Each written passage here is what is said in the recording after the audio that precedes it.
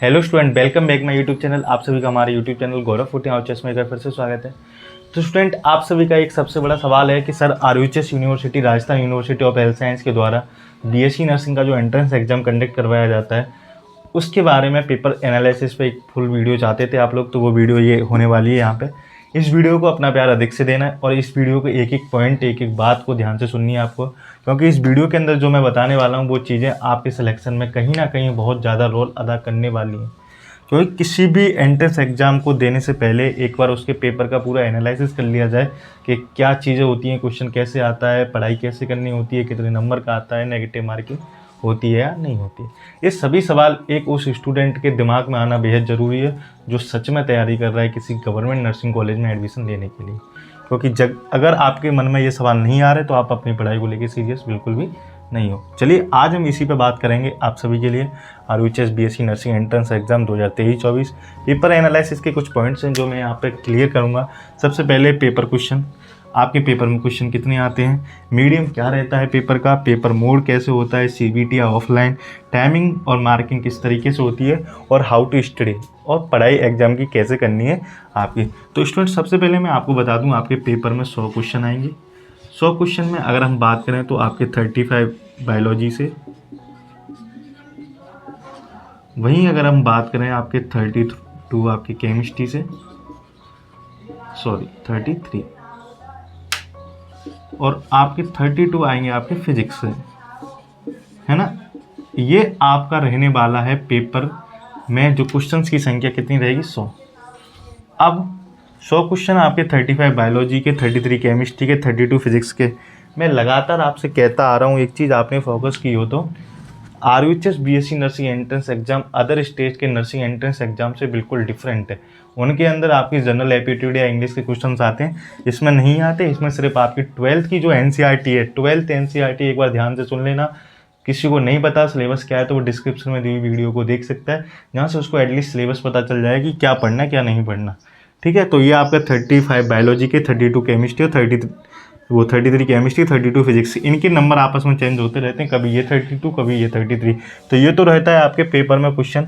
Paper में जो question आपका जो मीडियम होता है वो दोनों ही प्रकार का होता है, एक तो हिंदी मीडियम और एक आपका इंग्लिश पैटर्न। आपको दोनों ही लैंग्वेज में पेपर जैसे आता है वो आपको देखने को मिलेगा, पर हमेशा से आपको चीज़ सिखाई जाती है, हमेशा पेपर में इंग्लिश लैंग्वेज को सही माना जाता है। ठीक है, हमेशा ही इंग्लिश को प्रेफरेंस दी जाएगी, हिंदी को प्रेफरेंस बिल्कुल भी नहीं दी जाती। 100 क्वेश्चन आते हैं, 35 बायोलॉजी, 33। अब पेपर मोड यहाँ आपके computer based test and offline दोनों ही आते हैं, और यहीं पे मैं सेंटर का भी आपको क्लियर कर दूंगा। अब देखो, ये दोनों ही सीबीटी और ऑफलाइन पे डिफेक्ट करता है। अगर नंबर ऑफ स्टूडेंट ज़्यादा हैं, number of students will be increase, अगर बढ़ जाते हैं तो आपका सीबीटी होता है, और कम है तो आपका ऑफलाइन होता है। इसमें सबसे बड़ी एक अच्छी बात है, आरयूएचएस बीएससी एंट्रेंस एग्जाम का सिर्फ एकमात्र सेंटर बनाया जाता है, तो वो सेंटर आपका रहता है बच्चों जयपुर। जयपुर ही आपका सिर्फ सेंटर रहता है ओनली, है ना। एग्जाम सेंटर सिर्फ आपका क्या रहेगा, जयपुर रहेगा। इसके अलावा कोई भी आपका एग्जाम सेंटर नहीं बनाया जाता, फिर चाहे वो पेपर ऑफलाइन किया जाए या फिर ऑनलाइन किया जाए, एग्जाम सेंटर आपका जयपुर ही बनाया जाता है। चलिए, टाइमिंग एंड मार्किंग की बात करें तो आपको यहाँ पे 120 मिनट मिलने वाली हैं। 120 मिनट मतलब 3 ओवर्स। 3 ओवर्स में आपको स्टूडेंट करने वाले हैं 100 क्वेश्चन। और मार्किंग की बात करें तो नो नेगेटिव मार्किंग, कोई भी नेगेटिव मार्किंग नहीं होती। तो आपसे रिक्वेस्ट है कि आप कोई भी क्वेश्चन छोड़ के ना आए, आपको सारे क्वेश्चन करके आने हैं। नो नेगेटिव मार्किंग का मतलब होता है कि कोई नेगेटिव मार्किंग नहीं होती, और नेगेटिव मार्किंग नहीं होती तो सारे क्वेश्चन आपको क्लिक करके आने हैं। अगर आपके, क्योंकि आपको यहाँ नंबर जाने का डर नहीं है, जितने बनेंगे वो अच्छे ही बनेंगे, तो नेगेटिव मार्किंग नहीं होती। तो आप इसको पूरे को करके आना। 3 घंटे में करना होता है, पर्याप्त समय होता है, क्योंकि क्वेश्चन जो लेवल है वो उसकी मैं बात करने वाला था यहाँ पे। चलिए, अगर बात करें क्वेश्चन लेवल की बायोलॉजी, केमिस्ट्री, फिजिक्स की, तो मैं इसको आपको बता देता हूँ। जो बायोलॉजी का आपका जो क्वेश्चन लेवल है ना, वो सिर्फ 12th एनसीईआरटी रहता है जो आप पढ़ते हो। फिजिक्स भी 12th एनसीईआरटी रहती है। अब यहाँ बच्चों का एक सवाल आता है, क्या फिजिक्स में न्यूमेरिकल आते हैं? क्या फिजिक्स में न्यूमेरिकल आते हैं?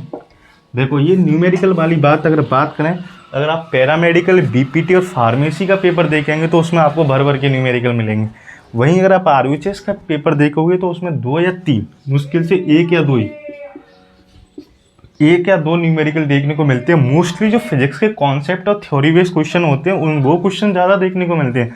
जहाँ तक मैंने 3-4 साल का एनालिसिस किया 2017 से लेकर अब तक, उनमें एक ही चीज़ नोटिस की कि फिजिक्स की जो एनसीईआरटी से क्वेश्चन आ रहे हैं वो सिर्फ न्यूमेरिकल नहीं आ रहे, न्यूमेरिकल नहीं आते, वो 1 या 2 न्यूमेरिकल आते हैं, बाकी कॉन्सेप्ट बेस्ड क्वेश्चन आते हैं आपके कॉन्सेप्ट। अब इसी कॉन्सेप्ट बेस्ड क्वेश्चन पे आपको हमारी टेस्ट सीरीज मिलने वाली है। वो टेस्ट सीरीज पूरी इस आरयूएचएस पैटर्न पे ही बनाई गई है, क्योंकि बाकी यूट्यूबर्स की आप टेस्ट सीरीज खरीदोगे तो आपको डिफरेंस दिख जाएगा। उनकी जो टेस्ट सीरीज है, एक तो वो ऑलरेडी पहले से ही ऐप में जो पिछली साल की या नेक्स्ट ईयर से चली आ रही है वो है, वो पूर्णतः एम्स और इन्होंने नीट पैटर्न बना रखा है, जबकि वो एम्स और नीट पैटर्न यहाँ फॉलो नहीं होता। यहाँ आरयूएचएस खुद का एक उसने एनवायरनमेंट बना रखा है पेपर का कि मुझको पेपर इस तरीके से लेना है। देखो न्यूमेरिकल और कॉन्सेप्ट बेस पर अगर बात करें तो कॉन्सेप्ट को यहाँ पे प्रायोरिटी दी जाती है, ठीक है, न्यूमेरिकल को बहुत कम दी जाएगी। तो जो भी बच्चे फिजिक्स पढ़ रहे हैं उनको डर लग रहा है कि सर फिजिक्स में नंबर नहीं आएंगे, मैं कहता हूँ टेस्ट सीरीज खरीद के देखिए और उस तरीके से मेहनत करके देख दिए, फिजिक्स में आपके नंबर अपने आप आ जाएंगे अगर आप मेरे बताए अनुसार पढ़ते हो। तो वो मैं बताऊँगा कहाँ से चीज़ें पढ़नी है। केमिस्ट्री, ऐसे ही केमिस्ट्री की अगर बात करें तो इसमें भी आपकी 12th एनसीईआरटी आती है। अब यहाँ एक सवाल उठता है, सर यहाँ ऑर्गेनिक केमिस्ट्री हमको परेशान कर रही है, ऑर्गेनिक केमिस्ट्री। अब देखो ऑर्गेनिक केमिस्ट्री की बात करूं बच्चों तो ऑर्गेनिक केमिस्ट्री यहाँ भी 1 या 2 सवाल देखते हैं। यहाँ भी ऑर्गेनिक इतनी नहीं आती, यहाँ भी 1 या 2, मिनिमम 3 क्वेश्चन से ज़्यादा ऑर्गेनिक केमिस्ट्री का नहीं आएगा, और वो भी सिंपल आते हैं। फिनोल वाले चैप्टर या एल्डिहाइड चैप्टर से सबसे ज़्यादा क्वेश्चन ऑर्गेनिक के वहीं से उठते हैं, है ना। अब देखो पढ़ना कैसे है, बायोलॉजी में तो आपको मैं क्या ही समझाऊँ, वो तो आपको सबको पता है किस तरीके से पढ़नी होती है ना। मेन चीज़ है फिजिक्स और केमिस्ट्री की।